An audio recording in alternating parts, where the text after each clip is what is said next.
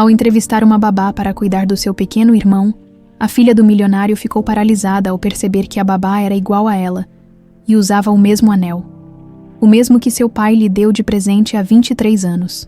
O salão principal da mansão Andrade nunca havia presenciado tanto desespero disfarçado de elegância. Viviane ajeitou os cabelos loiros pela 10ª vez em 5 minutos, fingindo revisar as anotações sobre os candidatos que ainda entrevistaria. Na verdade, estava tentando controlar a ansiedade que a consumia, desde que Lucas voltara do enterro de Helena completamente mudo. 3 semanas. 3 semanas sem uma palavra sequer do garoto de 22 anos que, até então, era o irmão mais falante que ela conhecia. O médico disse que era trauma, coisa normal depois de perder a mãe num acidente tão repentino. Mas Viviane sabia que havia algo mais. Lucas não chorava, não gritava, não reagia a nada. Era como se uma parte dele tivesse morrido junto com Helena.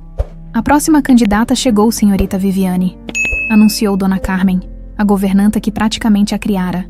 Entrando no salão com sua discrição habitual, pode mandar entrar, suspirou Viviane, tentando afastar os pensamentos sombrios que a atormentavam. Já havia entrevistado 7 pessoas naquela manhã. Enfermeiras aposentadas, cuidadoras experientes, até uma psicóloga especializada em trauma. Todas pareciam competentes no papel, mas Lucas rejeitara cada uma delas com um simples balançar de cabeça.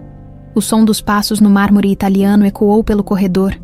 Viviane levantou os olhos do currículo que segurava, pronta para mais uma entrevista protocolar, e sentiu o mundo parar. A mulher que entrou no salão era ela mesma. Não era possível. Viviane piscou várias vezes, achando que estava tendo algum tipo de alucinação provocada pelo estresse. Mas a imagem continuava lá, real e perturbadora. A mesma altura, o mesmo porte, os mesmos cabelos loiros ondulados caindo nos ombros, os mesmos olhos verdes que ela via no espelho todas as manhãs. Até as sobrancelhas tinham o mesmo desenho natural. "Bom dia", disse a desconhecida, com uma voz que fez o sangue de Viviane gelar. Era sua própria voz. Talvez apenas um tom mais grave. "Sou Érica Martins. Vim para a entrevista." Viviane abriu e fechou a boca algumas vezes, incapaz de articular uma palavra. Era como se estivesse olhando para um espelho, exceto pelo fato de que sua imagem estava vestindo roupas simples, uma blusa branca básica e uma calça jeans desbotada, e carregava uma bolsa surrada que já conhecera dias melhores. "Desculpe, eu..." "Vocês são parentes", conseguiu murmurar, ainda em choque. Érica franziu as sobrancelhas, demonstrando a mesma expressão que Viviane fazia quando estava confusa. "Parentes? Não, senhora." "Por que pergunta?" "Sente-se." "Por favor", disse Viviane, indicando a poltrona de couro em frente à sua. Precisava de alguns segundos para processar aquilo. Talvez fosse apenas uma coincidência maluca. Já havia lido sobre pessoas que se pareciam sem ter nenhum parentesco. Érica se acomodou na poltrona com elegância natural, cruzando as pernas exatamente da mesma forma que Viviane sempre fazia. Cada movimento era como ver sua própria imagem refletida, e isso estava deixando-a cada vez mais perturbada. "Seu currículo diz que você tem experiência com cuidados especiais", começou Viviane, tentando focar na entrevista e não na semelhança absurda. "Pode me falar sobre isso?" "Cuidei da minha mãe por 5 anos antes dela morrer", respondeu Érica, com uma tristeza contida na voz. "Ela tinha depressão severa e alguns problemas de saúde. Aprendi a ser paciente, a observar sinais de melhora ou piora, a dar medicamentos na hora certa. Sei que não é exatamente a mesma coisa que cuidar de alguém com trauma. Mas, como ela morreu", interrompeu Viviane, surpresa com sua própria ousadia em fazer uma pergunta tão pessoal. Érica hesitou por um momento, como se a pergunta tivesse tocado em algo doloroso. "Complicações cardíacas. Foi repentino." Havia algo na forma como ela disse isso, uma sombra que passou por seus olhos, que fez Viviane suspeitar que não era bem assim, mas decidiu não insistir. Tinha questões mais urgentes para resolver. "E por que você quer trabalhar aqui?" perguntou, observando cada microexpressão no rosto de Érica. "Preciso do emprego", respondeu com honestidade brutal. "E tenho experiência com pessoas que sofreram perdas. Sei como é viver com alguém que está ausente, mesmo estando presente." A sinceridade na resposta tocou Viviane. Não havia artifícios. Não havia tentativa de impressionar com palavras bonitas. Era pura verdade nua e crua. Lucas é muito especial para mim, disse Viviane, permitindo que um pouco de vulnerabilidade transparecesse em sua voz. Ele é tudo que me resta de família. Não posso permitir que nada de ruim aconteça com ele.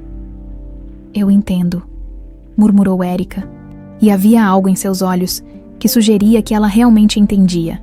Perder alguém importante muda tudo dentro da gente. Às vezes a gente fica com medo até de continuar vivendo. Viviane assentiu, sentindo uma conexão estranha com aquela mulher que era, ao mesmo tempo, uma completa desconhecida e assustadoramente familiar. Foi então que ela viu. Érica estava brincando nervosamente com um anel no dedo anelar da mão direita. Girando-o sem perceber, um anel de safira azul, engastado em ouro branco, com um desenho único de flores entrelaçadas ao redor da pedra. Viviane sentiu o ar fugir de seus pulmões. Automaticamente, olhou para sua própria mão direita, onde brilhava um anel idêntico. Exatamente idêntico. Onde você conseguiu esse anel? Perguntou, com a voz mais aguda do que pretendia. Érica parou de girá-lo e olhou para a própria mão, como se tivesse se esquecido de que o estava usando. Foi da minha mãe. Ela disse que era a única coisa de valor que tínhamos. Por quê? Viviane levantou a mão direita, mostrando seu próprio anel. Porque eu tenho um igual. O silêncio que se seguiu foi ensurdecedor. Érica fixou os olhos no anel de Viviane. Depois voltou o olhar para o próprio. Depois para o rosto de Viviane. Depois para o anel novamente. Era como assistir a alguém tentando resolver um quebra-cabeças impossível. Isso não pode ser coincidência, murmurou Érica com a voz trêmula. Meu pai me deu esse anel quando eu tinha 8 anos, disse Viviane, sentindo um frio estranho subir pela espinha. Ele disse que era uma relíquia de família, única no mundo. Minha mãe sempre disse que era especial, sussurrou Érica, que um dia ele me levaria de volta para onde eu pertencia. As duas mulheres se olharam em silêncio, cada uma tentando processar a impossibilidade do que estava acontecendo, a semelhança física absurda, agora combinada com anéis idênticos que supostamente eram únicos, criava uma situação que desafiava qualquer explicação lógica. Eu preciso falar com meu pai, disse Viviane, levantando-se abruptamente da cadeira. Suas mãos tremiam ligeiramente e ela tentou esconder o nervosismo entrelaçando os dedos. Você pode voltar amanhã. Claro, respondeu Érica, também se levantando, mas sem tirar os olhos do anel de Viviane. A que horas? 9 da manhã, disse Viviane, caminhando até a porta como se estivesse em transe. Dona Carmen vai indicar o caminho. Quando Érica saiu, Viviane permaneceu parada no meio do salão, olhando para o próprio anel como se o visse pela primeira vez. 23 anos usando aquela peça. 23 anos acreditando que era única, especial, só sua. Agora, havia outra mulher no mundo. Uma mulher que era sua cara, usando o mesmo anel e carregando os mesmos segredos que ela nem sabia que existiam. Viviane encontrou Otávio na biblioteca. Como sempre acontecia no final da tarde, aos 62 anos, seu pai mantinha a imponência que construíra o Império Andrade, mas ela percebeu que algo estava diferente. Talvez fossem os ombros ligeiramente caídos, ou a forma como ele segurava o copo de uísque com as 2 mãos, como se precisasse de apoio. Pai, preciso falar com você, disse ela, fechando a porta pesada de mogno atrás de si. Otávio levantou os olhos do livro que fingia ler. Claro, filha. Como foram as entrevistas hoje? Interessantes, respondeu Viviane, aproximando-se da mesa onde ele estava sentado. Tirou o anel do dedo e o colocou sobre o couro da mesa, fazendo um pequeno ruído metálico, principalmente a última candidata. Otávio baixou o olhar para o anel e ficou imóvel, tão imóvel que Viviane achou que ele tivesse parado de respirar. Pai, onde você conseguiu outro anel? Perguntou ele, com a voz estranhamente rouca. Não consegui outro. Este é o meu. O que você me deu. O outro estava no dedo de uma mulher chamada Érica Martins. O copo de uísque escorregou das mãos de Otávio e se estilhaçou no chão, espalhando líquido âmbar e cacos de cristal pelo tapete persa. Ele nem se moveu para limpar. Pai, Você está bem. Viviane deu a volta na mesa e se ajoelhou ao lado da poltrona dele. O que está acontecendo? Quem é Érica Martins? Otávio fechou os olhos e apoiou a cabeça nas mãos, como um homem derrotado. Eu sabia que este dia chegaria, murmurou. 23 anos. Pensei que talvez. Que dia? Do que você está falando? Érica Martins? Ele repetiu o nome como se fosse uma oração. Como ela está? Como ela é? Ela é. Viviane hesitou, ainda processando a própria descoberta. Ela é idêntica a mim, pai, igualzinha, e usa o mesmo anel que você disse ser único no mundo. Otávio abriu os olhos e olhou para a filha com uma expressão que ela nunca tinha visto antes. Não era apenas tristeza, era culpa, remorso, medo. Era como se 23 anos de segredos estivessem prestes a desmoronar de uma só vez. Senta aqui, disse ele, indicando a poltrona ao lado da sua. Preciso te contar uma coisa que deveria ter contado há muito tempo. Viviane obedeceu, mas o coração já estava disparado.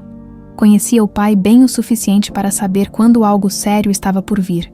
Em 1999, começou Otávio, com a voz distante. Sua mãe Isadora estava grávida de Lucas. Era uma época difícil para nosso casamento. Eu estava trabalhando demais. Ela estava sensível com a gravidez. E nós estávamos distantes. Viviane assentiu, lembrando-se vagamente das brigas que ouvia quando era pequena. Carla Martins trabalhava aqui como empregada, continuou ele. Era jovem, bonita. E eu estava vulnerável. Foi um erro terrível, Viviane. Um momento de fraqueza que mudou tudo. Você teve um caso com ela, disse Viviane. Não como pergunta, mas como constatação. Tive. E ela engravidou. O mundo de Viviane parou por alguns segundos. Engravidou de quem? Gêmeas, sussurrou Otávio. Ela estava grávida de gêmeas. As peças do quebra-cabeças começaram a se encaixar na mente de Viviane, formando uma imagem que ela não queria aceitar. Gêmeas, repetiu lentamente. Quando Isadora descobriu o caso e a gravidez, ela enlouqueceu. Ameaçou me deixar, levar Lucas quando nascesse, destruir nossa família. Disse que não aceitaria criar as filhas da vagabunda, como ela chamava Carla. Viviane sentiu náusea subindo pela garganta. E aí? Isadora me deu um ultimato, ou eu me livrasse do problema, ou ela destruiria tudo o que construímos. Otávio parou, como se as próximas palavras fossem as mais difíceis de sua vida. Eu era covarde, Viviane. Era jovem, ambicioso, e não tive coragem de enfrentar o escândalo. O que você fez? Perguntou ela, embora já soubesse que não queria ouvir a resposta. Quando as gêmeas nasceram, eu disse a Carla que não podíamos ficar com as duas, que seria melhor para todo mundo se uma fosse dada para adoção. Você separou duas irmãs recém-nascidas. A voz de Viviane saiu mais alta do que ela pretendia. Isadora escolheu você, continuou Otávio, ignorando a indignação da filha. Disse que você parecia mais refinada. Carla implorou para ficar com as duas, mas eu disse que era uma ou nenhuma. Viviane se levantou da poltrona, caminhando até a janela, tentando processar aquilo tudo. Então, Érica, é sua irmã gêmea, e você deixou que ela fosse criada por uma empregada na periferia, enquanto eu cresci aqui como uma princesa. Carla não aceitou entregar a criança para estranhos. Ela pegou Érica e sumiu. Deixou apenas um bilhete dizendo que um dia a verdade viria à tona. Viviane virou-se bruscamente. E os anéis? Otávio suspirou profundamente. Eram da minha avó, um par único, feito para duas irmãs na família. Quando vocês nasceram, dei um para cada uma, pensando que talvez um dia... Ele não terminou a frase. Pensando que um dia o quê? Que vocês se encontrariam, que eu teria coragem de contar a verdade. O silêncio que se seguiu foi pesado como chumbo. Viviane olhou para o anel na mesa, agora entendendo seu verdadeiro significado. Não era apenas uma joia bonita. Era a prova física de uma família destroçada pela covardia de um homem e pela crueldade de uma mulher. Por que você nunca me contou? Perguntou ela com lágrimas nos olhos. Porque eu tinha vergonha, admitiu Otávio. E porque, depois que Isadora morreu, Eu não sabia como explicar tudo isso para você e para Lucas. Vocês eram tão pequenos, tão felizes. Felizes baseados numa mentira. Sim, Viviane voltou a se sentar, sentindo as pernas fracas. Érica sabe? Não sei. Carla nunca mais entrou em contato. Por tudo que sei. Ela pode ter contado ou pode nunca ter contado nada. Ela precisa saber, disse Viviane, mais para si mesma do que para o pai. O que você vai fazer? Viviane olhou para Otávio com uma expressão que misturava decepção e determinação. Vou contar a verdade para ela. E vou tentar consertar, de alguma forma, a bagunça que vocês fizeram. Viviane. Não, pai. 23 anos. 23 anos, eu vivi achando que era filha única. Enquanto minha irmã gêmea estava por aí, sem saber que tinha uma família. Você tem ideia do que isso significa? Otávio baixou a cabeça, incapaz de olhar para a filha. Eu sei que não posso desfazer o que fiz. Mas talvez agora... Agora é tarde demais para muita coisa, interrompeu Viviane, pegando o anel da mesa e colocando-o de volta no dedo. Mas não é tarde demais para a verdade. Ela caminhou em direção à porta, mas parou antes de abri-la. Uma última coisa, pai. Como Carla morreu. Otávio hesitou, e Viviane percebeu algo estranho em sua expressão. Problemas cardíacos. Pelo que soube, por quê? Só curiosidade. Mentiu ela. Mas algo na resposta do pai não a convenceu completamente. Quando saiu da biblioteca, Viviane sentiu como se estivesse saindo de uma vida e entrando em outra completamente diferente. Em poucas horas. Descobrira que tinha uma irmã gêmea, que sua infância privilegiada fora construída sobre a separação cruel de duas crianças, e que seus pais, tanto Otávio quanto Isadora, tinham feito escolhas que ela nunca poderia perdoar completamente. Agora restava enfrentar Érica no dia seguinte e descobrir como duas estranhas que eram, na verdade, irmãs, poderiam construir algo juntas a partir dos destroços do passado. Viviane mal havia dormido. Passou a noite inteira olhando para o teto, pensando em como contaria para Érica que elas eram irmãs gêmeas. Quando finalmente conseguiu cochilar, sonhou com duas crianças idênticas sendo separadas por mãos cruéis e acordou com o coração disparado às 5 da manhã. Às 9 em ponto, Dona Carmen anunciou a chegada de Érica. Viviane a recebeu no mesmo salão do dia anterior. Mas agora, tudo parecia diferente. Cada movimento de Érica, cada expressão, cada gesto era como olhar para um espelho de sua própria alma. Bom dia, disse Érica, mais tensa que no dia anterior. Dormi mal pensando naqueles anéis. Eu também, admitiu Viviane. Na verdade, não dormi quase nada, Érica. Preciso te contar uma coisa que vai mudar tudo. Érica se sentou na mesma poltrona de antes, mas manteve as costas retas e as mãos cruzadas no colo, como se estivesse se preparando para más notícias. Conversei com meu pai ontem à noite. Começou Viviane sentindo a boca seca. Sobre você, sobre os anéis, sobre o que isso tudo significa. E, Érica, Viviane respirou fundo. Nós somos irmãs. Irmãs gêmeas. O silêncio que se seguiu foi tão profundo que Viviane podia ouvir o próprio coração batendo. Érica a encarou por longos segundos, sem piscar, como se tentasse decifrar se aquilo era algum tipo de piada cruel. Isso é impossível, disse finalmente. Eu também achei, mas meu pai confessou tudo. Ele teve um caso com sua mãe, Carla. Ela engravidou de gêmeas. Nós duas quando nascemos. Minha mãe, a mãe que me criou. Isadora, forçou meu pai a separar a gente. Érica ficou completamente imóvel, processando cada palavra. Sua mãe nos separou. Ela escolheu me manter e forçou Carla a levar você embora. Os anéis eram da família do meu pai, feitos para duas irmãs. Ele nos deu um para cada uma quando nascemos. Não, murmurou Érica, balançando a cabeça lentamente. Não, isso não pode ser verdade. Érica, se isso fosse verdade, disse ela, levantando-se abruptamente, significaria que minha mãe passou a vida inteira escondendo de mim que eu tinha uma família, que ela me viu sofrer, me viu cuidar dela sozinha, me viu lutar para sobreviver, sabendo que eu tinha uma irmã morando numa mansão. Viviane viu a dor nos olhos de Érica transformar-se rapidamente em raiva. Ela não teve escolha. Meu pai disse que foi um ultimato, pegar você e ir embora. ou não ficar com nenhuma de nós. Claro que ele disse isso, retrucou Érica com amargura. É mais fácil culpar uma mulher morta que não pode se defender do que assumir a própria covardia.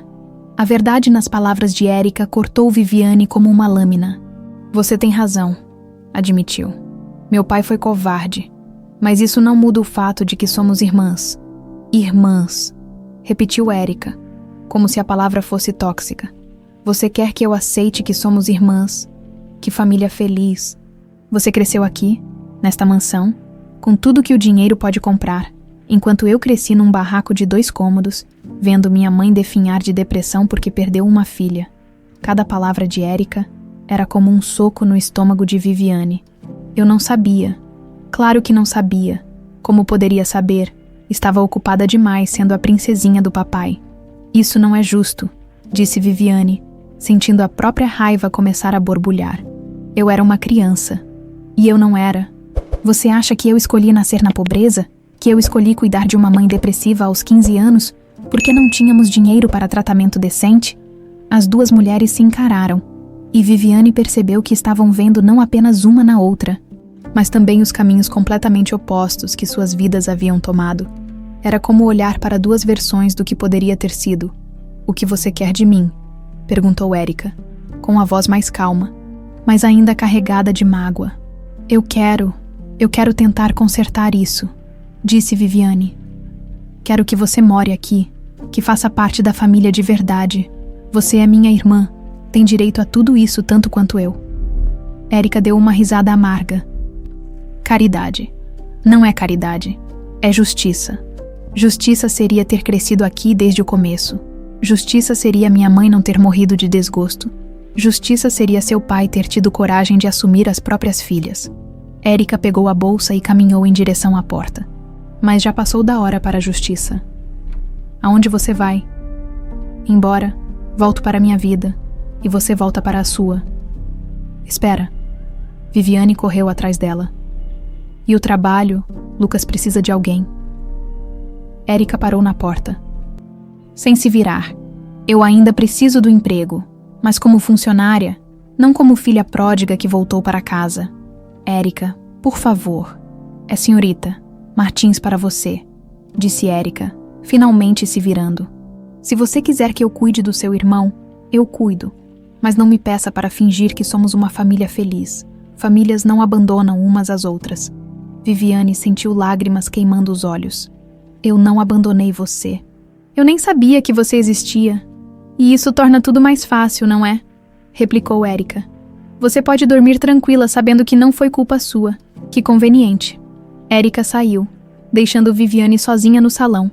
Sentindo-se mais perdida do que nunca, tinha imaginado que contar a verdade seria difícil, mas não havia imaginado a profundidade da dor e do ressentimento que Érica carregava. Algumas horas depois, Dona Carmen trouxe a informação de que Érica havia voltado e estava no quarto de Lucas.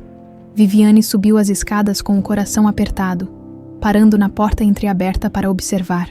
Érica estava sentada numa cadeira ao lado da cama, lendo em voz baixa para Lucas, que pela primeira vez em semanas parecia realmente presente. Ele não estava olhando para o nada. Estava prestando atenção na voz dela, às vezes até esboçando o que parecia ser quase um sorriso. Ela tem uma voz bonita, murmurou Lucas, as primeiras palavras que pronunciava desde o funeral de Helena. Viviane sentiu o coração disparar. Lucas havia falado, mas ao mesmo tempo sentia uma pontada de ciúme cruel. Por que ele reagia a Érica e não a ela? Você gostou da história? Perguntou Érica, com uma gentileza na voz que não havia demonstrado para Viviane. Gostei. Você pode ler outra. Claro que posso. Viviane desceu as escadas em silêncio, confusa com a mistura de alívio e ciúme que sentia. Lucas estava reagindo, o que era maravilhoso, mas estava reagindo à sua irmã desconhecida, não a ela que havia cuidado dele a vida inteira no jantar. Érica apareceu na cozinha para comer com os outros funcionários, recusando educadamente o convite de Viviane para jantar na sala de jantar principal. Senhorita, Érica é muito simpática, comentou Dona Carmen, enquanto serviam a sobremesa. E o menino Lucas já está falando de novo. É um milagre. Viviane apenas assentiu. observando através da porta da cozinha como Erika conversava animadamente com o jardineiro e a cozinheira. Era natural, descontraída, genuína, tudo o que Viviane nunca havia aprendido a ser com os empregados. Naquela noite, antes de dormir, Viviane passou pelo quarto de Lucas e encontrou um bilhetinho na mesa de cabeceira, com a letra cuidadosa de Erika. Lucas dormiu bem, acordou 2 vezes, mas voltou a dormir sozinho. Boa noite. E M. Era profissional, cordial e completamente impessoal. Não havia nada que indicasse que ela sabia ser irmã de Viviane. Era como se elas fossem completas estranhas, ligadas apenas por um trabalho. Viviane segurou o bilhete, percebendo que reconquistar a confiança de sua irmã gêmea seria muito mais difícil do que imaginou.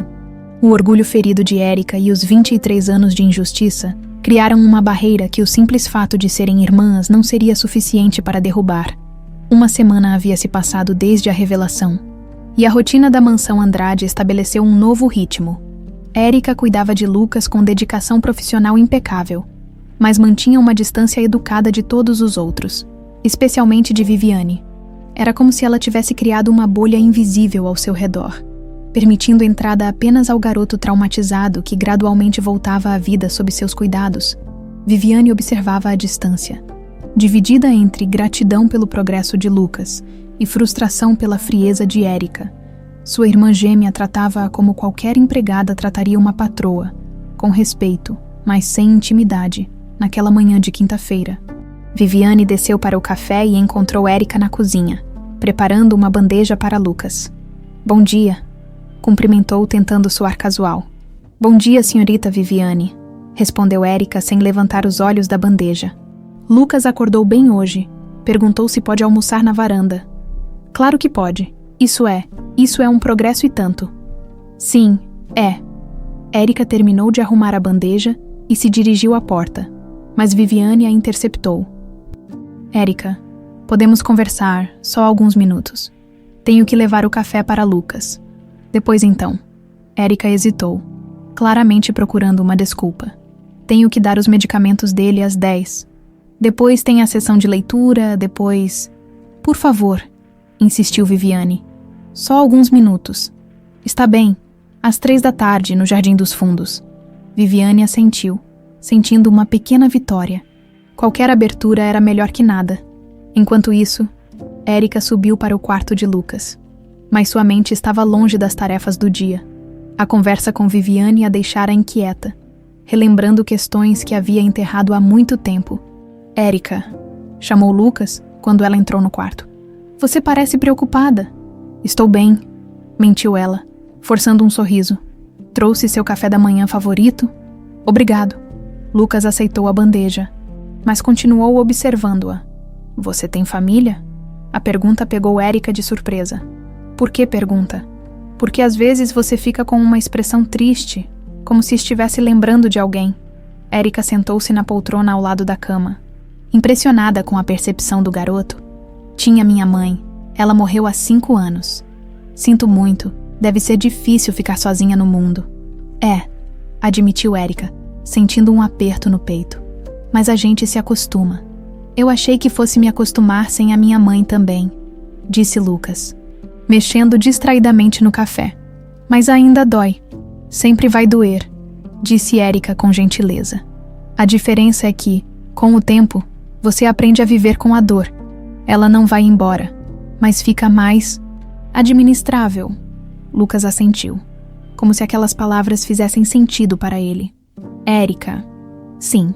Obrigado por não tentar me convencer de que tudo vai ficar bem. Todo mundo fica repetindo isso. Mas você não. Porque eu sei que nem sempre fica tudo bem, respondeu ela. Às vezes as coisas só ficam diferentes. Depois que Lucas terminou o café, Erika desceu para seu quarto no andar dos funcionários. Era pequeno, mas arrumado, com suas poucas posses organizadas com cuidado. Sobre a cômoda, havia uma foto de Carla sorrindo, tirada anos antes da depressão consumir sua alegria de viver. Erika abriu a gaveta inferior da cômoda e tirou de lá uma caixa de sapatos desgastada.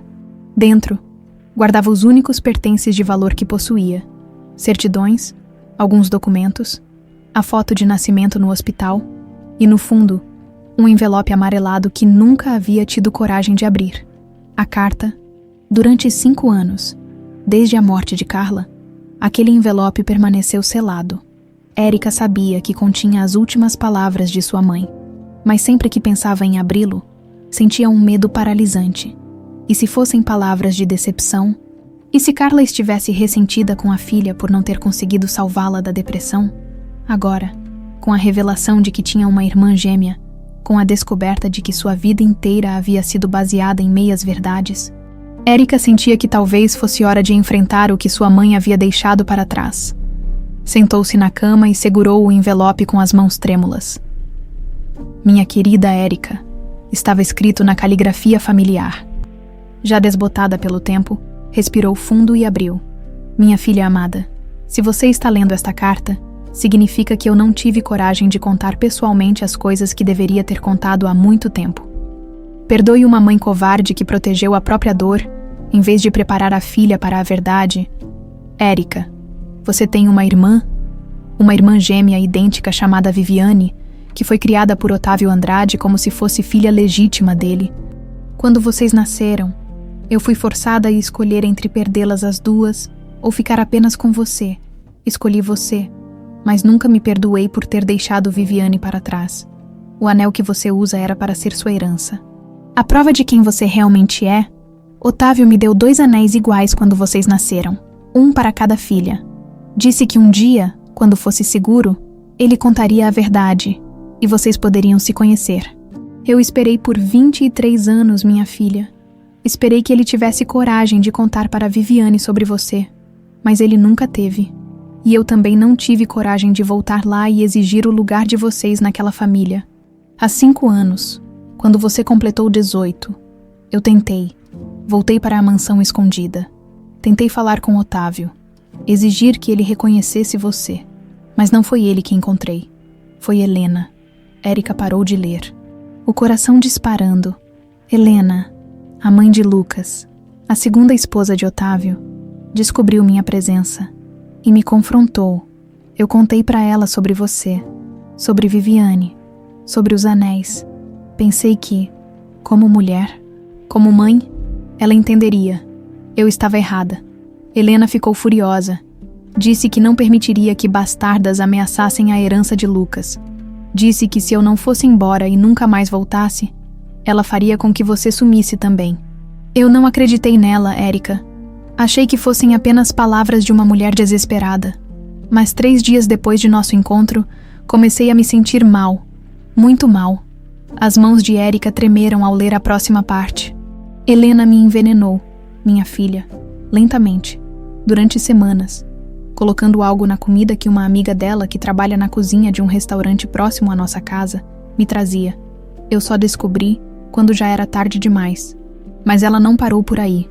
Descobri, pouco antes de morrer, que Isadora, a primeira esposa de Otávio, não morreu de causas naturais como todo mundo pensa. Helena a matou também, 5 anos antes. Quando descobriu que Isadora estava planejando contar para você e Viviane sobre a separação de vocês, Helena matou 2 mães. Érica matou por ganância, por medo, por crueldade pura. Não sei se você algum dia vai encontrar Viviane, ou se ela vai descobrir sobre você. Mas se isso acontecer, saiba que vocês 2 correm perigo enquanto Helena estiver viva. Ela não vai hesitar em fazer mal para proteger o que considera ser de Lucas. Eu queria ter sido uma mãe melhor para você, minha filha. Queria ter tido coragem de lutar mais, de exigir mais, de protegê-la melhor. Tudo o que posso fazer agora é deixar esta verdade e torcer para que você seja mais corajosa do que eu fui. O anel vai levá-la de volta para casa um dia. Tenho certeza disso. Te amo mais que a própria vida, mamãe. Érica deixou a carta cair no colo, o corpo todo tremendo. Helena havia assassinado sua mãe. Havia assassinado Isadora. 2 mulheres mortas por uma psicopata que protegia a herança do filho como uma leoa protege seus filhotes. E agora, Helena estava morta também. De repente, a morte acidental de Helena ganhou um novo significado na mente de Érica. Seria mesmo acidental, ou alguém havia descoberto seus crimes e feito justiça? Olhou para o relógio, 2:30 da tarde. Em meia hora, encontraria Viviane no jardim, e agora tinha muito mais para contar do que sua irmã gêmea poderia imaginar. O jardim dos fundos da mansão Andrade sempre foi o lugar favorito de Viviane para pensar, entre as roseiras que Isadora havia plantado anos antes e o pequeno lago ornamental. Havia bancos de mármore posicionados estrategicamente para aproveitar a sombra das jabuticabeiras centenárias. Viviane chegou alguns minutos antes das 3, ansiosa pela conversa com Érica. Nos últimos dias, havia ensaiado mentalmente diferentes abordagens, diferentes formas de quebrar o gelo e tentar construir algum tipo de relacionamento com a irmã que mal conhecia. Quando Érica apareceu caminhando pela trilha de pedras, Viviane notou imediatamente que algo estava diferente. Sua irmã carregava um envelope nas mãos e tinha uma expressão que misturava determinação com algo que parecia medo. "Obrigada por vir", disse Viviane, quando Érica se aproximou do banco. "Na verdade, sou eu que preciso falar com você", respondeu Érica, sentando-se, mas mantendo certa distância. "Aconteceu uma coisa hoje que muda tudo." "O que foi?" Érica segurou o envelope com força, como se ele fosse um amuleto. "Abri uma carta que minha mãe me deixou, uma carta que eu guardei por 5 anos sem ter coragem de ler." Viviane sentiu o estômago se contrair. E o que ela dizia? Muita coisa. Sobre você, sobre nós, sobre assassinatos. Assassinatos. A palavra saiu em tom mais alto do que Viviane pretendia. Érica respirou fundo. Viviane, sua mãe, Isadora. Ela não morreu de causas naturais. O mundo de Viviane parou. "Como assim? Helena a matou. Isso é impossível", disse Viviane automaticamente. Helena nem conhecia Isadora. Ela se casou com meu pai anos depois que Isadora morreu. Ela conhecia sim, e matou ela porque Isadora estava planejando contar para nós duas sobre nossa separação. Érica desdobrou a carta com cuidado e começou a ler trechos em voz alta. A cada palavra, a expressão de Viviane se transformava, passando de incredulidade para horror, depois para uma raiva fria que ela nunca havia sentido antes. "Sua mãe está dizendo que Helena envenenou Isadora e depois envenenou ela também?" perguntou Viviane. Quando Érica terminou de ler as partes mais relevantes, "É exatamente isso. E há mais." Érica dobrou a carta novamente. "Minha mãe descobriu isso porque Helena a ameaçou. Disse que se ela não fosse embora e nunca mais voltasse, faria você sumir também." Viviane levantou-se do banco e começou a andar de um lado para o outro, tentando processar aquela informação.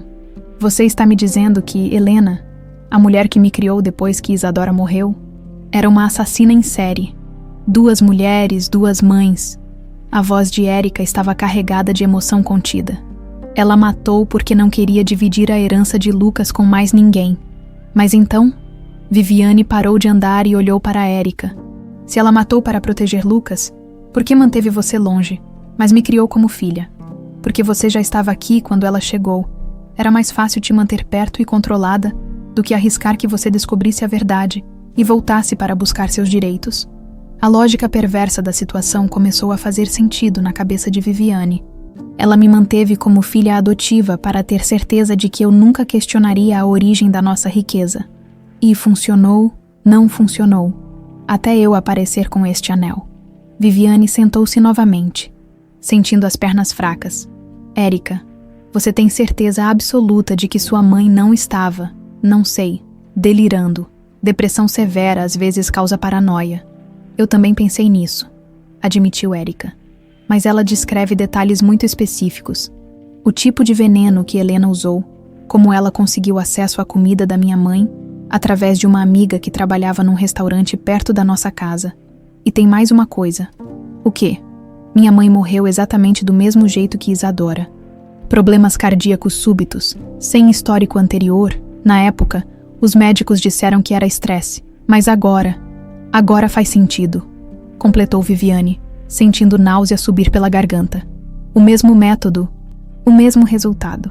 As 2 irmãs ficaram em silêncio por alguns minutos, cada uma perdida em seus próprios pensamentos. O jardim ao redor delas parecia ter perdido a beleza. As flores pareciam menos coloridas. O lago menos cristalino, como se a revelação tivesse manchado tudo com uma sombra sinistra. "Viviane", disse Érica finalmente, Preciso te fazer uma pergunta, e quero que seja completamente honesta comigo. Claro, como Helena morreu? A pergunta atingiu Viviane como um raio. Acidente de carro? Por quê? Você estava lá? Não, eu estava viajando a trabalho. Lucas ligou desesperado, disse que a mãe tinha batido o carro numa árvore na estrada de casa. E você nunca achou estranho? Viviane franziu as sobrancelhas. Estranho como? Uma mulher que dirigia há décadas, numa estrada que conhecia como a palma da mão, num dia de tempo bom, sem nenhuma explicação para perder o controle do carro? O coração de Viviane começou a bater mais rápido. Você acha que... Eu acho que alguém descobriu o que ela tinha feito e fez justiça com as próprias mãos. Isso significaria que... Viviane não conseguiu completar a frase. Que há uma terceira pessoa nessa história. Alguém que sabia sobre os assassinatos e decidiu parar Helena antes que ela matasse mais alguém. Viviane levantou-se novamente, caminhando até a beira do lago. A água refletia seu rosto preocupado. E por um momento, ela viu não apenas a si mesma, mas também Érica, suas expressões idênticas de choque e medo. Se você estiver certa, disse ela sem se virar, então Lucas está em perigo. Por quê? Porque se Helena realmente matou por herança, e se alguém a matou em retaliação, Lucas é o próximo na linha de sucessão. Ele é quem mais se beneficiou com as mortes. Érica se aproximou da irmã. Ou somos nós? Como assim? Pensa bem, Viviane. Com Helena morta, quem herda tudo se algo acontecer com Lucas? A realização atingiu Viviane como um balde de água fria. Nós duas, as filhas biológicas de Otávio. Exato. Se alguém está eliminando pessoas da família por interesse financeiro, nós somos as próximas beneficiárias. Viviane virou-se para encarar Érica. Você acha que estamos em perigo? Não sei, mas acho que precisamos contar tudo isso para seu pai. Ele pode saber de coisas que não está nos dizendo. Nosso pai? Corrigiu Viviane. E pela primeira vez desde que se conheceram, viu Érica esboçar um pequeno sorriso. Nosso pai, repetiu Érica. Ainda é estranho dizer isso. Para mim também. Viviane estendeu a mão. Érica, eu sei que você tem todos os motivos do mundo para me odiar. Para odiar esta família. Mas agora que sabemos a verdade sobre Helena, sobre o que ela fez com nossas mães, você quer que façamos as pazes. Eu quero que sejamos irmãs de verdade. Não pelo sangue, mas pela escolha. Érica olhou para a mão estendida por um longo momento. Você tem certeza? Ser minha irmã significa aceitar que sua infância perfeita foi construída sobre os cadáveres de duas mulheres inocentes. Então vamos fazer algo para honrar essas mulheres, disse Viviane, mantendo a mão estendida. Vamos descobrir a verdade completa e fazer justiça.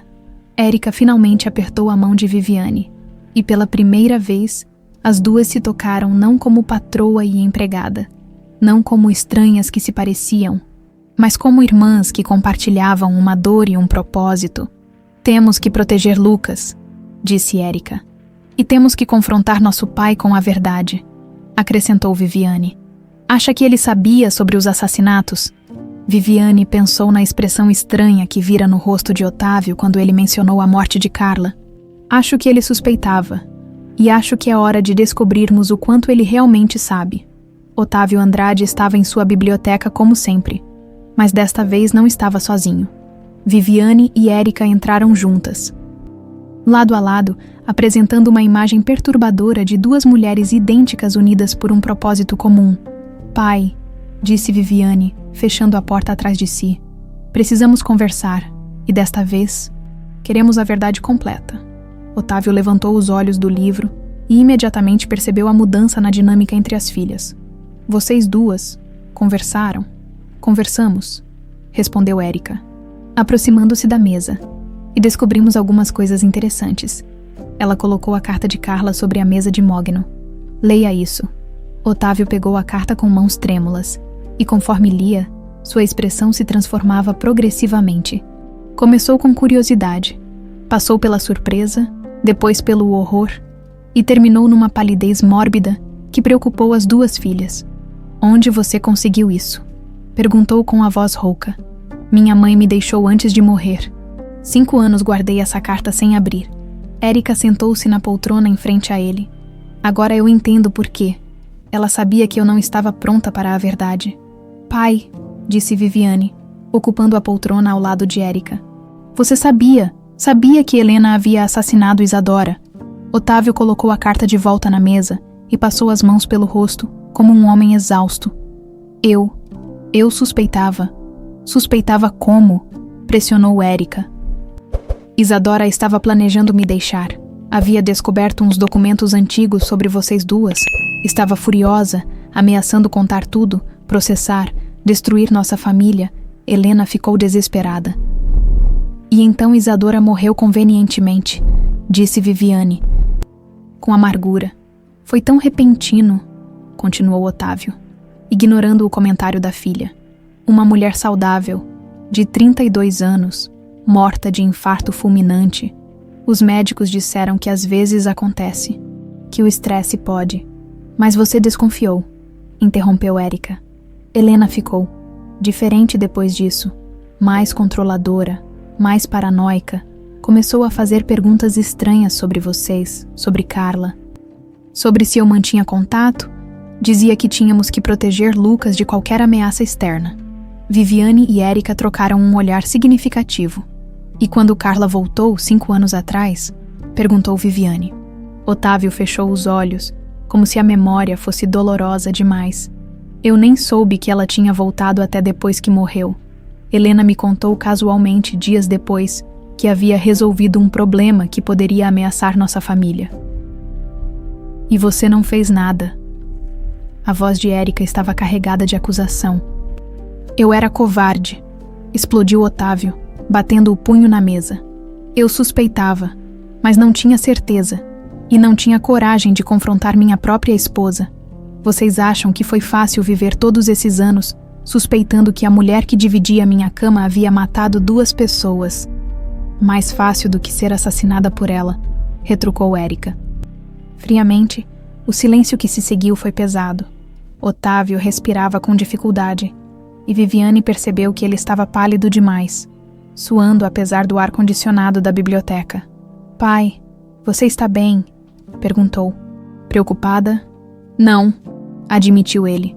Não estou bem há anos, desde que Helena morreu, na verdade. Por quê? Insistiu Érica.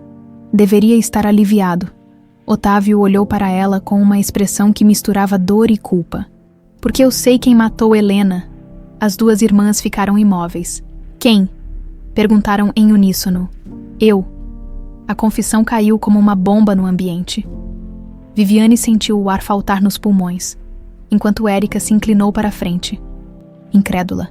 Você matou sua própria esposa? Perguntou Viviane. Não diretamente, disse Otávio, a voz cada vez mais fraca. Mas eu manipulei a situação para que acontecesse. Como? Helena tinha diabetes tipo 1, controlada com insulina. Na noite anterior ao acidente, eu troquei os frascos de insulina dela por solução salina. Érica arregalou os olhos. Você induziu um coma diabético enquanto ela dirigia. Eu sabia que ela sempre dirigia naquela estrada depois das reuniões de caridade às terças-feiras. Sabia que o coma aconteceria mais ou menos na hora em que ela estivesse voltando para casa. Viviane levantou-se abruptamente. Pai, você está confessando um assassinato. Estou confessando justiça, disse Otávio. E pela primeira vez, sua voz tinha uma convicção que não existia antes. Helena tinha matado 2 mulheres inocentes, Carla, que só queria o melhor para a filha, Isadora, que só queria proteger a família. E eu tenho certeza de que ela não pararia por aí. O que você quer dizer? Perguntou Érica. Encontrei um diário dela. Depois que morreu, ela estava planejando eliminar Lucas. O próprio filho. Viviane não conseguia acreditar. Ela nunca amou Lucas de verdade. Ele era apenas um meio para um fim, uma forma de garantir herança. Mas conforme ele crescia, ela percebia que ele não era controlável como ela queria. E pior, ela descobriu que Lucas estava começando a fazer perguntas sobre Isadora. Sobre vocês 2. Otávio parou para tomar fôlego, claramente se esforçando para continuar. Helena escreveu no diário que Lucas era um erro de cálculo que seria mais fácil gerenciar a herança se ele morresse acidentalmente, ao completar 25 anos. Ela já estava planejando como fazer isso. Então você a matou para proteger Lucas, disse Erika, mais como constatação do que pergunta. E para proteger vocês duas também? Quando vi Erika pela primeira vez, naquele dia das entrevistas, soube que era questão de tempo até Helena descobrir e fazer algo terrível. Viviane voltou a se sentar, sentindo-se tonta.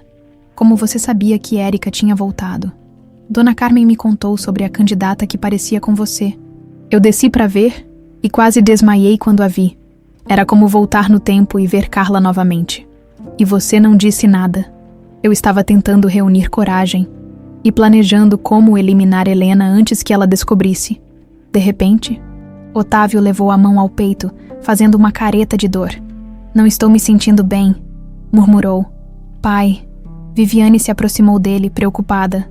O peito está doendo muito. Otávio tentou se levantar, mas cambaleou, segurando-se na mesa. Erika, chame uma ambulância, gritou Viviane, correndo para apoiar o pai. Erika já estava discando no celular quando Otávio desabou na cadeira, respirando com dificuldade. Acho que é o coração, conseguiu dizer, entre respirações ofegantes. A ambulância já vem vindo, disse Erika, guardando o telefone. Tenta respirar devagar, Sr. Otávio. Não é, Sr. Otávio, disse ele, olhando para ela com olhos vidrados. Sou seu pai. Eu sei, respondeu Erika, surpreendendo a si mesma. Agora economize energia e aguente até a ambulância chegar. Viviane segurava uma das mãos do pai, enquanto Erika segurava a outra. Você vai ficar bem, murmurou Viviane. Tem que ficar, ainda temos muito para conversar. As duas, cuidem do Lucas, conseguiu dizer Otávio. Ele é inocente em tudo isso. Vamos cuidar, prometeu Erika. Todos nós vamos cuidar uns dos outros. Quando a ambulância chegou, os paramédicos confirmaram o que as duas irmãs já temiam. Otávio havia sofrido um infarto grave, enquanto o preparavam para o transporte. Ele apertou as mãos das filhas. Perdoem, um pai covarde, sussurrou. Já perdoamos, disse Viviane, com lágrimas nos olhos. Agora você precisa lutar, acrescentou Erika. Lucas vai precisar do avô dele, no hospital. Enquanto esperavam notícias na sala de emergência, Viviane e Erika permaneceram lado a lado, processando tudo o que tinham descoberto naquela tarde. Em poucas horas, souberam que Helena era uma assassina, que Otávio também era, e que toda a família estava construída sobre mentiras e sangue. Erika, disse Viviane, quebrando o silêncio. Sim, obrigada por abrir a carta, por confiar em mim com a verdade. Obrigada por não me mandar embora quando descobriu que eu era sua irmã. Nunca faria isso, disse Viviane, pegando a mão de Erika. Somos família, e família de verdade não abandona uma à outra. Pela primeira vez desde que se conheceram, Erika sorriu genuinamente para Viviane. Família de verdade. O monitor cardíaco emitia bips irregulares no quarto da UTI, criando uma trilha sonora sinistra para as últimas horas de Otávio Andrade. 3 dias haviam se passado desde o infarto, e os médicos já tinham sido claros. Não havia mais nada que pudessem fazer. O coração, desgastado pelos anos de culpa e estresse, estava falhando irreversivelmente. Viviane e Erika se revezavam ao lado da cama, uma segurando a mão direita, a outra a mão esquerda de um homem que finalmente parecia em paz consigo mesmo. Lucas havia chorado muito no primeiro dia, mas agora se mantinha forte, passando horas conversando baixinho com o pai sobre lembranças antigas.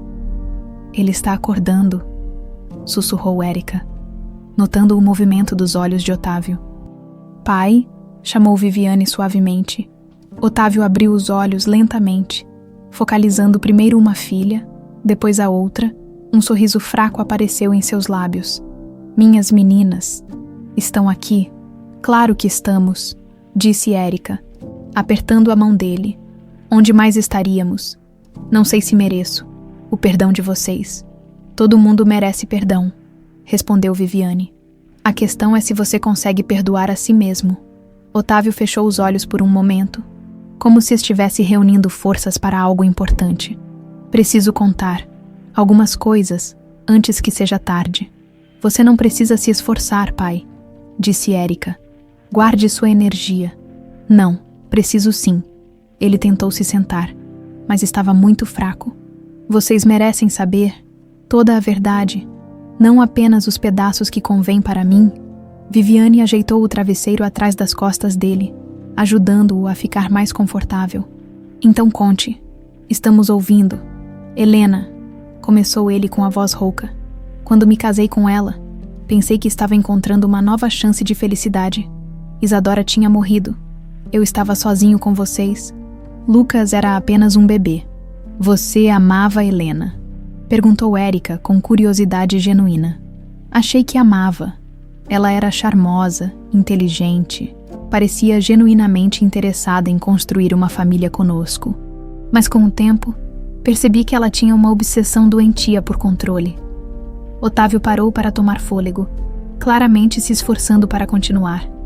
Ela queria saber tudo sobre vocês duas. Onde Carla morava? Se vocês mantinham contato, se eu tinha deixado algum documento que provasse a paternidade, dizia que era para proteger a família, mas eu sabia que era algo mais sinistro. E mesmo assim você continuou casado com ela, disse Viviane, sem conseguir esconder totalmente a acusação na voz. Eu era fraco, Viviane, e com o tempo, comecei a ter medo dela também. Otávio olhou para as duas filhas com olhos vidrados pela medicação, mas surpreendentemente lúcidos. Helena tinha um jeito de fazer as pessoas ao redor dela desaparecerem quando se tornavam inconvenientes. Como assim? Perguntou Érica. O jardineiro anterior, por exemplo, um dia ele mencionou ter visto Carla rondando a propriedade anos antes.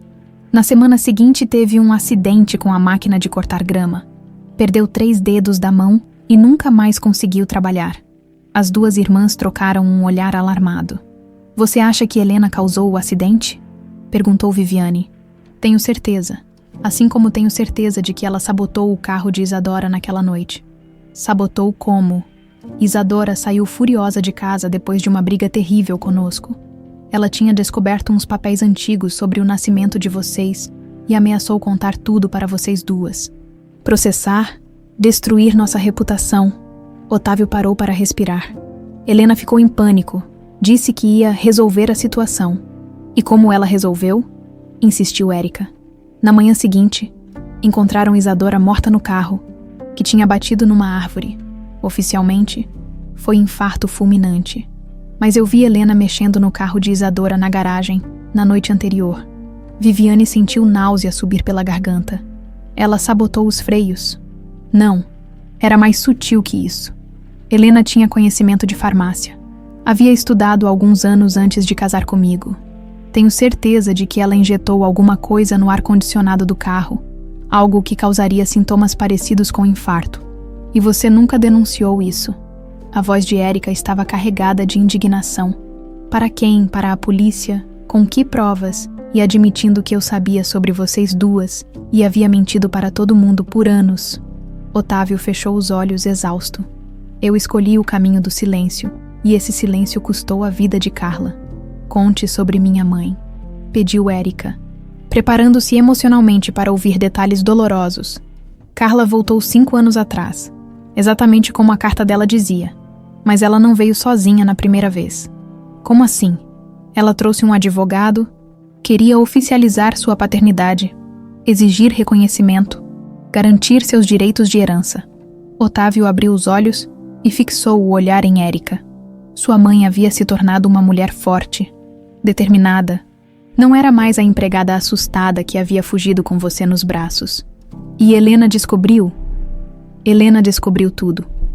Ela tinha contatos em vários lugares da cidade. Pessoas que a informavam sobre qualquer coisa relacionada à nossa família. Quando soube que Carla havia voltado, entrou em desespero total. Viviane se inclinou para a frente. O que ela fez? Primeiro, tentou subornar Carla. Ofereceu dinheiro para ela ir embora e nunca mais voltar. Carla recusou. Disse que não era sobre dinheiro. Era sobre você, Érica. Sobre dar a você o lugar que deveria ter tido desde sempre. E quando o suborno não funcionou, Helena apelou para ameaças.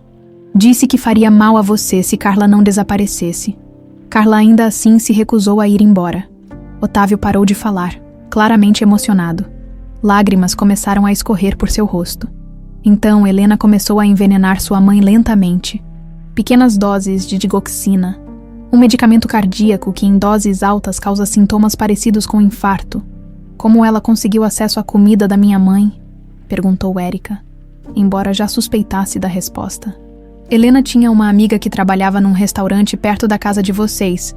Ela pagou a mulher para adicionar o veneno nas refeições que Carla comprava lá. E você sabia disso enquanto estava acontecendo.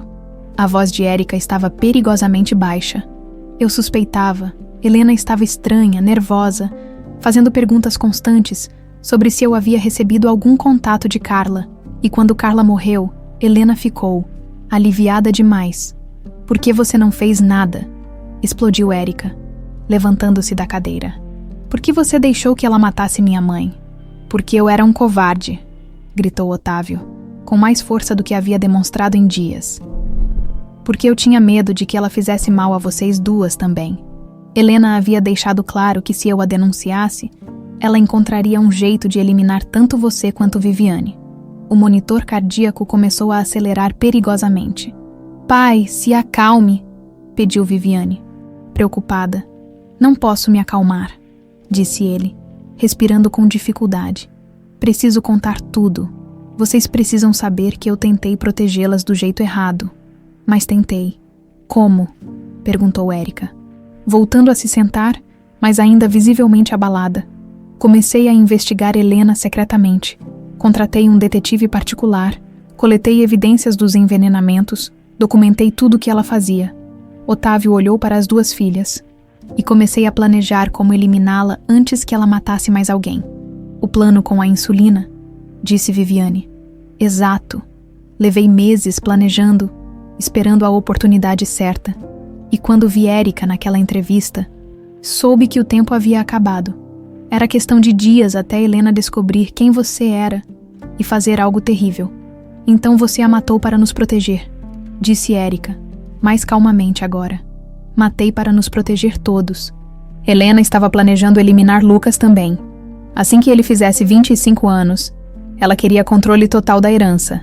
E vocês três representavam ameaças a esse controle. O monitor cardíaco começou a desacelerar perigosamente. Pai, chamou Viviane alarmada. Estou morrendo, sussurrou Otávio.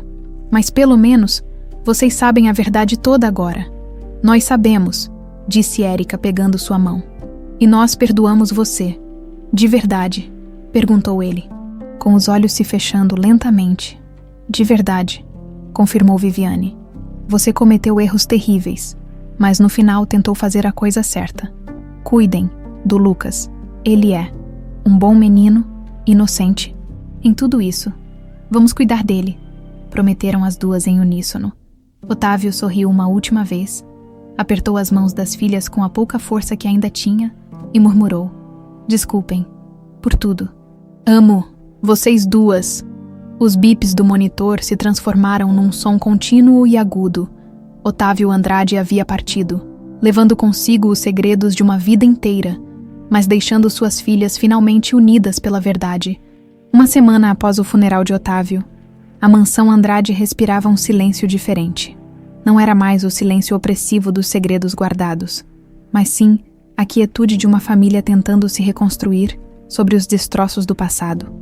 Lucas havia se mudado temporariamente para o quarto de hóspedes do térreo, mais próximo de Viviane e Erika, que agora dividia o tempo entre cuidar do irmão mais novo e organizar os affairs da família. Viviane estava na biblioteca, tentando colocar os documentos do pai em ordem, quando encontrou uma chave pequena e dourada escondida numa gaveta secreta da escrivaninha de Otávio. A chave era delicada, obviamente feita para abrir algo importante, mas ela não fazia ideia do que poderia ser.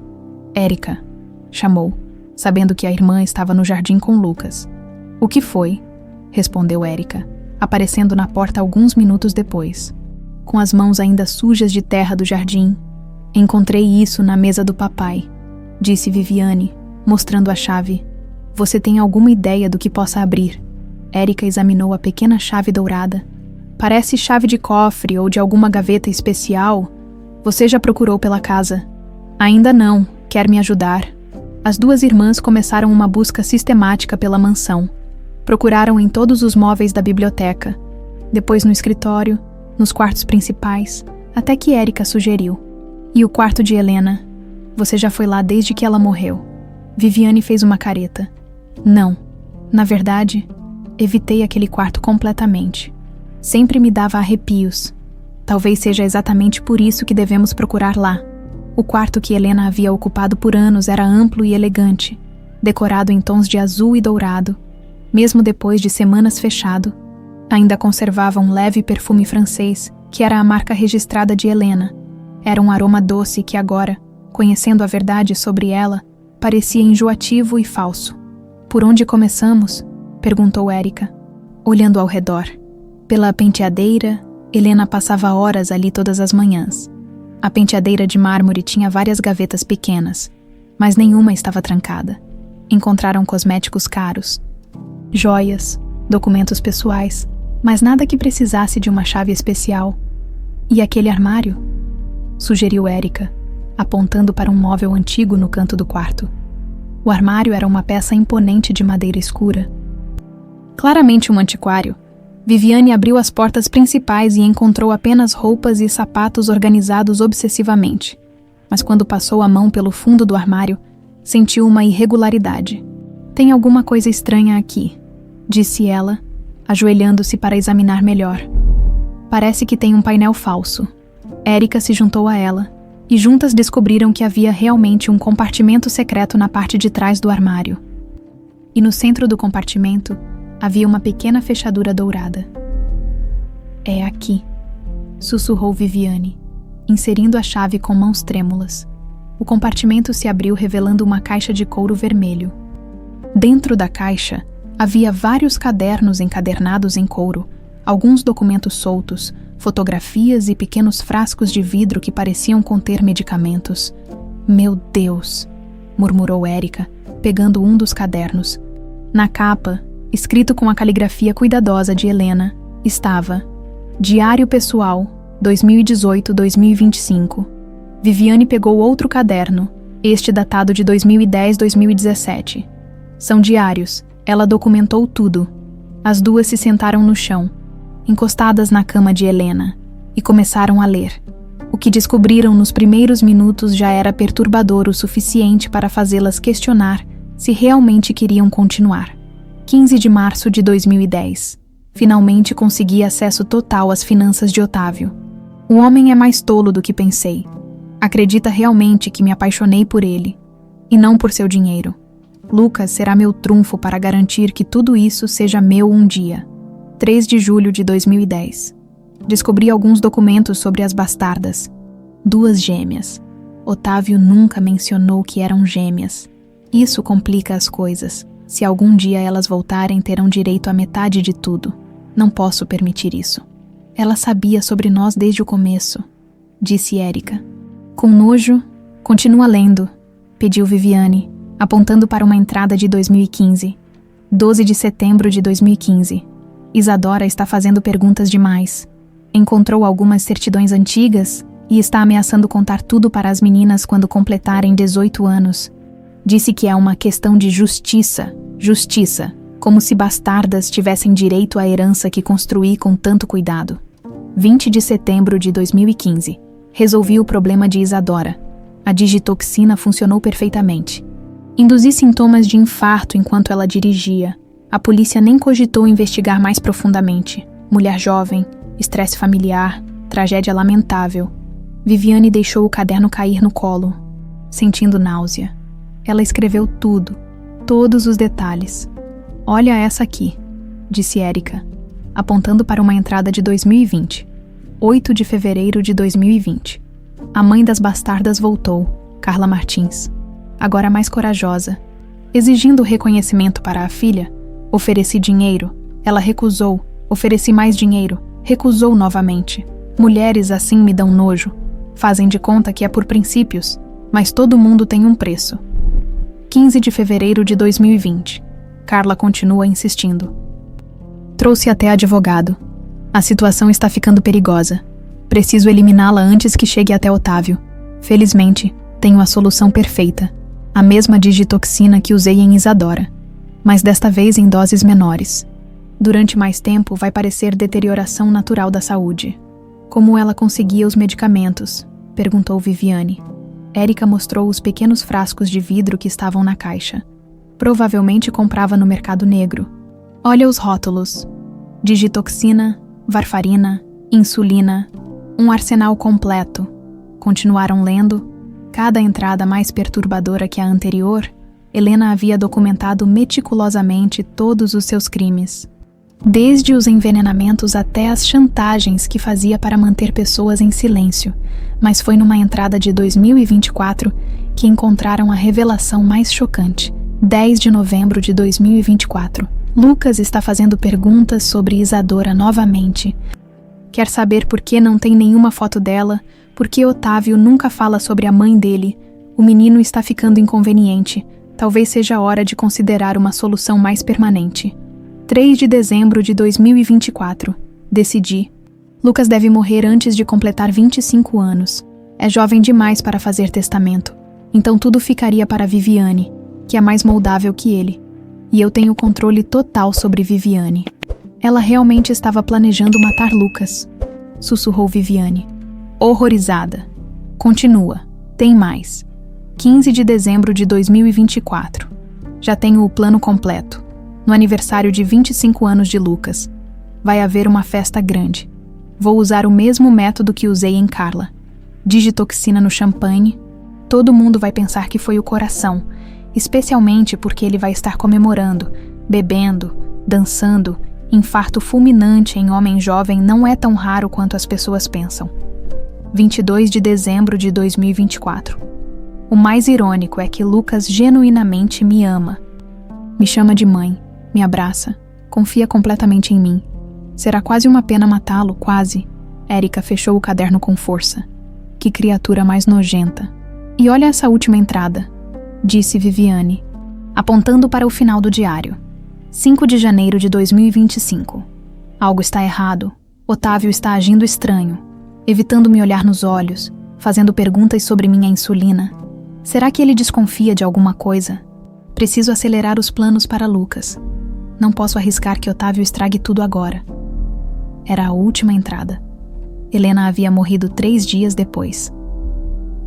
Nosso pai a matou bem na hora, disse Érica.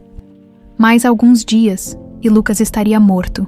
Viviane folheou alguns dos documentos soltos na caixa. Olha isso, disse, mostrando várias fotografias. São fotos nossas. Ela estava nos vigiando.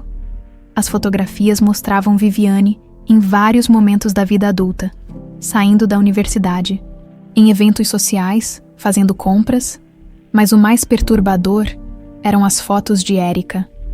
Helena havia contratado alguém para fotografá-la secretamente durante anos, documentando onde morava, onde trabalhava, com quem se relacionava. Ela estava esperando o momento certo para nos eliminar também, disse Érica, examinando uma foto sua saindo do hospital onde cuidava de Carla, provavelmente depois de matar Lucas, no fundo da caixa. Encontraram um último documento que fez o sangue dela gelar. Era um testamento falso, supostamente assinado por Lucas, deixando tudo para Helena em caso de morte prematura. Ela forjou até a assinatura dele, disse Viviane. Comparando com documentos verdadeiros de Lucas, 20 anos planejando, matando e manipulando, murmurou Érica. E nosso pai descobriu tudo isso sozinho. Ele disse que contratou um detetive particular. Provavelmente conseguiu acesso a algumas dessas informações. Viviane fechou a caixa e olhou para a irmã. O que fazemos com isso tudo? Guardamos como evidência e agradecemos todos os dias que nosso pai teve coragem de parar essa psicopata antes que ela matasse mais alguém. Viviane e Érica desceram para a sala principal carregando a caixa com os diários de Helena. Lucas estava no sofá, folheando um álbum de fotografias antigas que havia encontrado numa gaveta do escritório do pai. Encontraram alguma coisa interessante lá em cima? Perguntou ele, sem levantar os olhos das fotos. As duas irmãs se entreolharam. Haviam concordado em contar a Lucas a verdade sobre Helena, mas não sabiam bem como abordar o assunto. Lucas, começou Viviane, sentando-se ao lado dele. Precisamos conversar sobre algumas coisas que descobrimos. Sobre Helena, perguntou ele, Surpreendendo-as, como você sabe? Perguntou Erika, sentando-se na poltrona em frente. Lucas fechou o álbum de fotos e olhou para as duas irmãs com uma expressão mais madura do que suas 2 décadas de vida sugeriam. Porque eu não sou idiota. Vocês duas passaram a semana toda sussurrando. Nosso pai morreu logo depois de uma conversa intensa com vocês e agora estão mexendo nas coisas de Helena. E o que você suspeita? Perguntou Viviane. Cuidadosamente, suspeito que Helena não era a mulher maravilhosa que fingia ser. Lucas abriu o álbum novamente, numa página específica. Por exemplo, essa foto aqui, a fotografia mostrava Helena. Otávio, Lucas e Viviane numa festa de Natal alguns anos antes, todos sorriam para a câmera, mas havia algo forçado na expressão de Helena. O que tem essa foto? Perguntou Erika. Olhem os olhos dela, disse Lucas, apontando. Mesmo sorrindo, ela está olhando para Viviane com... não sei como explicar, com ódio. Viviane examinou a foto mais de perto e viu que Lucas estava certo, enquanto Helena sorria para a câmera. Seus olhos estavam fixos em Viviane com uma expressão que definitivamente não era maternal. Lucas, disse Erika, respirando fundo. Vamos te contar tudo o que descobrimos, mas você precisa se preparar, porque é muito pior do que qualquer coisa que você possa estar imaginando. Durante a hora seguinte, as duas irmãs contaram para Lucas toda a história, desde a separação das gêmeas até os assassinatos de Isadora e Carla. Passando pelas confissões de Otávio e terminando com os diários de Helena, Lucas ouviu tudo em silêncio, ocasionalmente fazendo perguntas para esclarecer detalhes, mas sem demonstrar o choque que as irmãs esperavam. Você não parece surpreso, observou Viviane, quando terminaram. Estou surpreso com os detalhes, mas não com o fato geral de que Helena era má, admitiu Lucas. Viviane, você se lembra do que aconteceu com meu hamster quando eu tinha 12 anos? O Pipoca. Ele morreu, não foi? Oficialmente sim, mas eu vi Helena colocando alguma coisa na água dele alguns dias antes. Quando questionei, ela disse que era vitamina. Pipoca morreu na semana seguinte. Erika sentiu um frio na espinha. Ela matou seu hamster. Acho que sim. E sabe por quê? Porque eu estava passando mais tempo brincando com ele do que conversando com ela. Helena tinha ciúmes de tudo e de todos que recebessem minha atenção. Por que você nunca contou isso para o papai? Perguntou Viviane. Contei.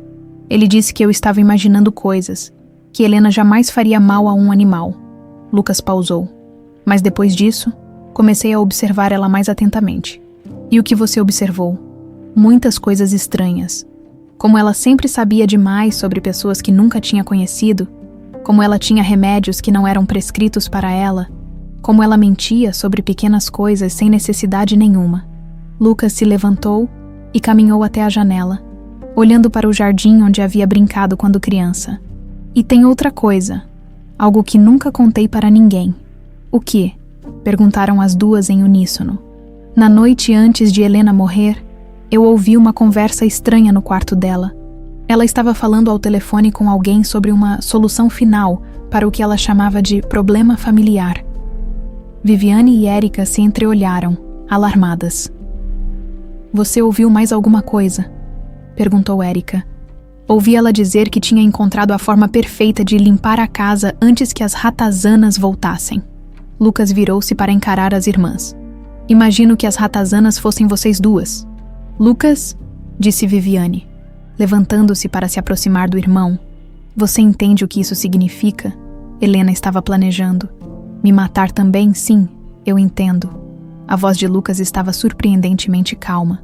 Na verdade, eu já suspeitava disso há alguns meses. Como assim? Helena começou a fazer comentários estranhos sobre meu aniversário de 25 anos. Dizia que seria uma festa inesquecível, que seria o último grande evento da minha juventude. E sempre que dizia essas coisas, tinha um brilho nos olhos que me assustava. Erika se aproximou de Lucas e pôs a mão no ombro dele. E mesmo sabendo disso, você não fez nada. O que eu poderia fazer? Ir para a polícia dizer que suspeitava que minha mãe adotiva estava planejando me matar baseado em comentários vagos e olhares estranhos. Lucas deu um sorriso triste. Eles iam achar que eu estava louco. Então você simplesmente esperou. Eu estava planejando sair de casa após completar 25 anos. Ia inventar uma desculpa qualquer, talvez dizer que queria morar sozinho, ganhar independência. Achei que se eu saísse de perto dela, talvez ficasse seguro. Mas nosso pai se antecipou, disse Viviane. Sim, e eu sou grato por isso, mesmo que ele tenha cometido um assassinato para me proteger.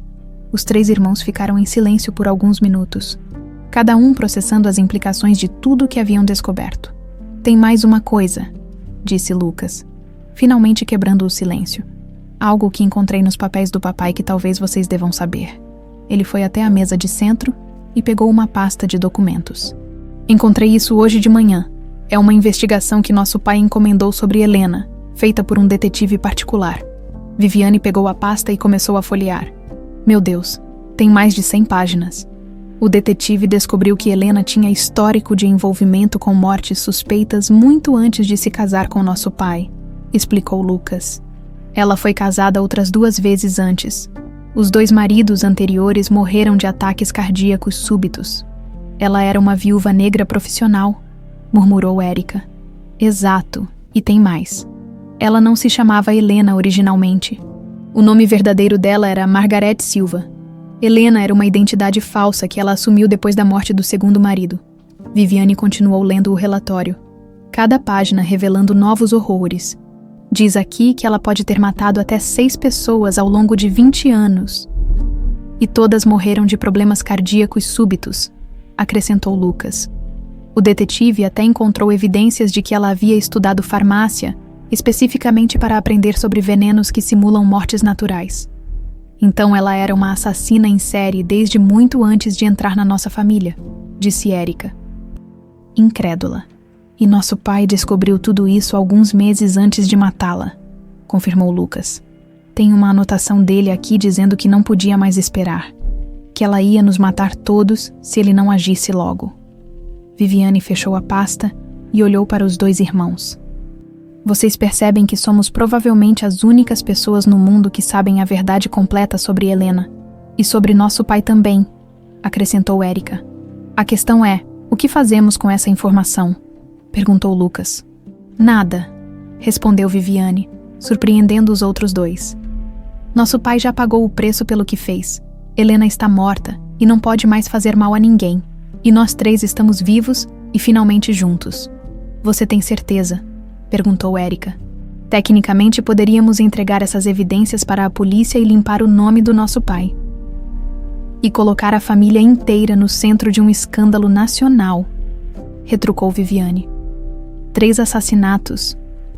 Uma viúva negra, gêmeas separadas, fortunas herdadas através de crimes. Vocês querem ver tudo isso nos jornais? Lucas balançou a cabeça. Viviane tem razão. O melhor que podemos fazer é guardar essas informações como evidência da nossa inocência, caso algum dia alguém faça perguntas. Então está decidido, disse Érica. Guardamos os segredos e seguimos em frente. Mas tem uma coisa que devemos fazer, disse Viviane. Precisamos honrar nossas mães. Isadora, Carla, elas morreram porque tentaram fazer a coisa certa. O que você tem em mente? Perguntou Lucas. Vou contar para vocês no próximo capítulo da nossa história, disse Viviane, sorrindo pela primeira vez em semanas. Mas envolve fazer algo positivo com essa herança que foi manchada por tanto sangue. 3 meses depois, o sol da manhã iluminava o jardim da mansão Andrade. Mas agora havia algo diferente no ar. Onde antes reinava o silêncio opressivo dos segredos, agora se ouvia o som de vozes animadas, risadas de crianças e conversas esperançosas de mulheres que haviam encontrado um novo começo. Viviane estava na varanda principal, ajustando uma faixa branca com letras douradas que dizia: Instituto Carla Martins, apoio a mães em situação de vulnerabilidade. Ao lado dela, Érica organizava as cadeiras para a cerimônia de inauguração que aconteceria daquela tarde. Acho que nossa mãe ficaria orgulhosa, disse Érica, pausando para admirar a transformação do jardim. Nossas mães, corrigiu Viviane sorrindo. Isadora também lutou pela verdade, mesmo que isso tenha custado a vida dela, nos 3 meses que se seguiram às descobertas sobre Helena. Os irmãos Andrade haviam trabalhado incansavelmente para transformar a dor em propósito. A ideia do instituto surgiu numa noite em que os três estavam conversando sobre como honrar a memória de Carla e Isadora. "Quantas mulheres como minha mãe existem por aí?" havia perguntado Érica. Mães solteiras, sem apoio, criando filhos na pobreza, vulneráveis a todo tipo de exploração. E quantas crianças como nós estão sendo separadas de suas famílias por causa de dificuldades financeiras? Havia acrescentado Viviane. Lucas, que havia se transformado dramaticamente nos últimos meses, mais maduro, mais decidido, mais presente, sugerira: "Por que não usamos a herança para criar algo que impeça outras famílias de passar pelo que passamos?" E assim nasceu o Instituto Carla Martins. Instalado numa ala reformada da mansão, o Instituto oferecia moradia temporária para mães solteiras em situação de risco, cursos profissionalizantes, creche para as crianças, apoio psicológico e, principalmente, um ambiente onde famílias vulneráveis podiam se manter unidas enquanto reconstruíam suas vidas. "Viviane, Érica", chamou Lucas aparecendo na porta da varanda. As primeiras famílias chegaram. As duas irmãs caminharam até a entrada principal, onde um ônibus havia parado. De dentro dele, desceram 15 mulheres com suas crianças, algumas carregando bebês no colo, outras segurando as mãos de filhos pequenos que olhavam para a mansão com olhos arregalados de espanto. A primeira a descer foi Marina, uma jovem de 22 anos que havia fugido de um relacionamento abusivo, trazendo apenas o filho de 3 anos. Ela se aproximou timidamente de Viviane. "É aqui mesmo que vamos ficar?" perguntou, mal acreditando. "É aqui mesmo", confirmou Viviane, com um sorriso caloroso. "Bem-vindas ao Instituto Carla Martins. Esta é sua casa agora." Érica se aproximou do menino de Marina, que se escondia atrás da mãe. "E qual é o seu nome, campeão?" "Miguel", sussurrou o garoto. "Que nome bonito. Quer que eu te mostre onde tem um parquinho com balanços?" Os olhos de Miguel se iluminaram, e ele acenou com a cabeça.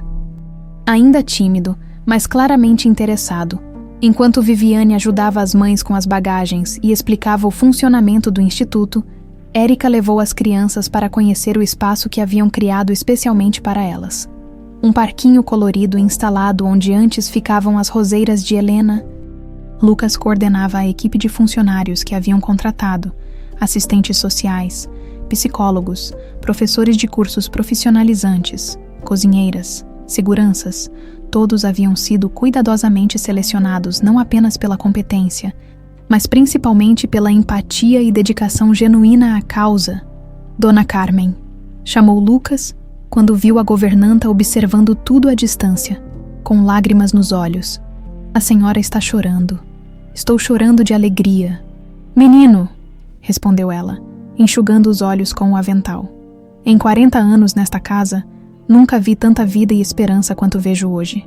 À tarde, durante a cerimônia oficial de inauguração, compareceram autoridades locais, representantes da imprensa, empresários que haviam se interessado em apoiar o projeto e alguns vizinhos da região. Mas para os irmãos Andrade, o público mais importante eram as 15 famílias que agora chamavam o Instituto de Lar. Viviane foi a primeira a falar, no pequeno palco montado no jardim. "Quando meu pai morreu, ele nos deixou uma herança financeira considerável, mas também nos deixou uma herança de dor, porque descobrimos que nossa riqueza foi construída sobre mentiras e tragédias. Hoje, inauguramos este instituto para transformar essa herança de dor numa herança de esperança." Ela pausou, olhando para Érica, que estava na primeira fila, segurando a mão de Miguel. "Há 3 meses, eu nem sabia que tinha uma irmã gêmea. Érica cresceu na pobreza enquanto eu cresci no luxo, simplesmente por causa de decisões cruéis tomadas por adultos covardes. Mas descobrimos que família não é apenas sobre sangue ou dinheiro. É sobre escolha, sobre cuidado mútuo, sobre se comprometer a não deixar ninguém para trás." A plateia aplaudiu, mas Viviane ainda não havia terminado. "O Instituto Carla Martins leva o nome da mãe da minha irmã, uma mulher corajosa que foi assassinada por tentar garantir que sua filha tivesse o lugar que merecia no mundo. Mas também homenageia todas as mães que lutam todos os dias para manter suas famílias unidas, mesmo quando o mundo todo parece conspirar contra elas." Quando Viviane desceu do palco, Érica subiu para falar. Eu cresci achando que estava sozinha no mundo. Começou ela, com a voz firme mas emocionada. Minha mãe morreu acreditando que havia falhado comigo, que não tinha conseguido me dar a vida que eu merecia. Hoje, eu sei que ela não falhou. Ela me ensinou as coisas mais importantes: dignidade, compaixão, força para recomeçar quando tudo desmorona. Érica procurou Viviane na plateia e sorriu. E me ensinou que família é quem fica ao seu lado quando as coisas ficam difíceis. Minha irmã Viviane podia ter me mandado embora quando descobriu quem eu era. Em vez disso, escolheu me aceitar como família, com todas as complicações que isso trazia, assim como nosso irmão Lucas, que nos recebeu de braços abertos mesmo sabendo que dividir a herança significa menos dinheiro para ele. Dinheiro a gente conquista trabalhando, gritou Lucas da plateia, arrancando risadas de todos. Família a gente não encontra em qualquer lugar. Quando chegou sua vez de falar, Lucas subiu ao palco com uma confiança que impressionou as irmãs. 3 meses atrás, eu era um órfão traumatizado que mal conseguia falar. Começou ele. Hoje eu tenho 2 irmãs que me amam de verdade. Uma casa cheia de famílias que estão reconstruindo suas vidas e um propósito que faz cada dia valer a pena. Ele pausou, olhando para as famílias do Instituto. Para vocês que chegaram hoje, quero que saibam que este não é um favor que estamos fazendo. Vocês estão nos ajudando tanto quanto nós estamos ajudando vocês. Estão nos ensinando que é possível construir algo bonito, mesmo depois de perder tudo. Lucas terminou seu discurso com uma promessa. O Instituto Carla Martins vai existir enquanto houver famílias precisando de apoio para ficarem juntas, e enquanto houver crianças como eu, que precisam aprender que família não é perfeita, mas é para sempre. Após os discursos, as famílias participaram de um churrasco no jardim, onde crianças brincavam nos balanços enquanto as mães conversavam com as assistentes sociais sobre os próximos passos de suas vidas. Quando a noite caiu e todos se recolheram, Viviane, Érica e Lucas se encontraram no Jardim dos Fundos, no mesmo local onde as gêmeas haviam conversado pela primeira vez sobre serem irmãs. Vocês acham que fizemos a coisa certa? Perguntou Viviane, observando as luzes acesas nas janelas do instituto. Tenho certeza absoluta, respondeu Érica. Pela primeira vez na vida, sinto que estou no lugar certo, fazendo a coisa certa, com as pessoas certas. Lucas se aproximou das 2 irmãs e as abraçou. Obrigado por me ensinarem o que é família de verdade. Viviane e Érica olharam para os próprios anéis de safira, que agora brilhavam sob a luz da lua. As joias que um dia representaram separação e dor haviam se transformado em símbolos de união e esperança. Acho que nossas mães finalmente podem descansar em paz, disse Viviane. Todas elas, concordou Érica. Carla, Isadora e até nosso pai, todos cometeram erros. Mas no final, o amor venceu. E enquanto as 3 famílias do Instituto Carla Martins dormiam seguras em seus novos lares, os irmãos Andrade permaneceram no jardim, planejando o futuro e celebrando o milagre de terem encontrado uns aos outros, mesmo depois de tanto tempo perdido. O anel de safira havia finalmente cumprido sua promessa. Unir o que nunca deveria ter sido separado,